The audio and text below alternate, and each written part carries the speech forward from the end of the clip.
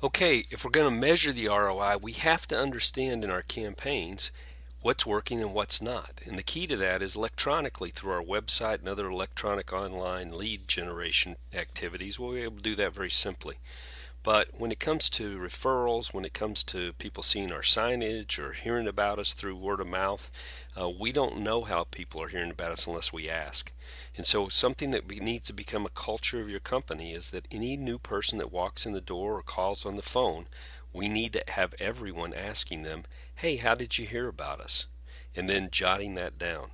Having a spreadsheet by the phones, on the counters, wherever you meet new people or new customers, so that you can just check off, this is so and so. They heard us through word of mouth, or it was a referral, or they saw our signage, or they saw our truck driving around town, wherever it is.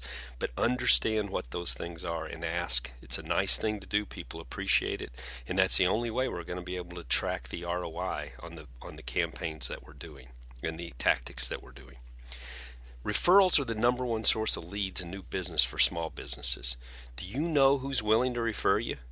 Do you do remarkable things for your customers? In other words, remarkable, they're remarked about. Do you have a formal program to tap in to more of these people who are willing to refer you? We'll learn how to understand and identify those people out there that are ideal customers that are more than willing to refer us. And then we'll learn how to put a formal package together to make it easy for them to do it. Strategy. So there's two parts of marketing, strategy and tactics. From a strategic standpoint, through these lessons, we're going to walk you through building your ideal customer profile. Who is your ideal customer? What characteristics, demographics, pains and fears, wants and needs do they share in common?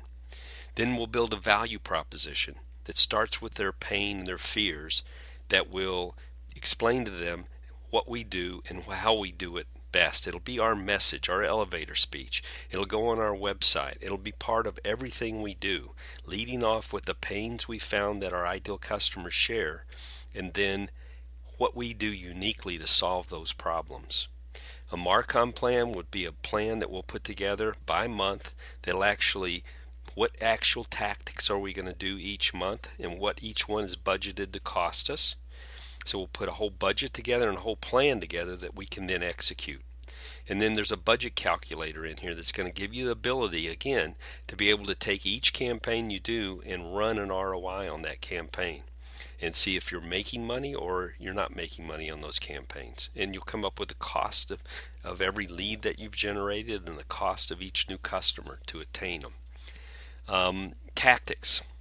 Well, not many of us, including me, are great copywriters, but whether you elect to execute these tactics yourself or you go outside and outsource it with a freelancer or another marketing company, we still need to learn what these tactics are and how to make them most effective and efficient. So don't kid yourself. The secret to this, like everything else in your business, is execution. So if you're not consistently executing your marketing plan, it's not going to do you any good.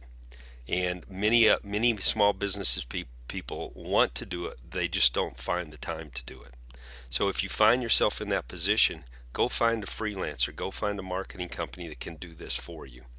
There are lots of them out there, but the key to it is that you need to understand and take to them your strategy and understand how to use tactics and campaigns effectively.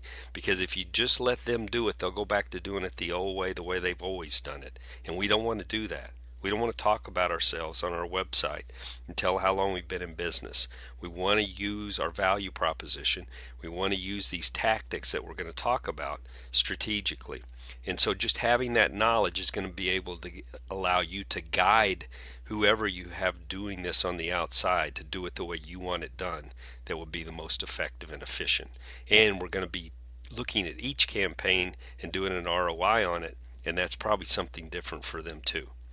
So with that, here are the lessons on marketing, strategy, and tactics.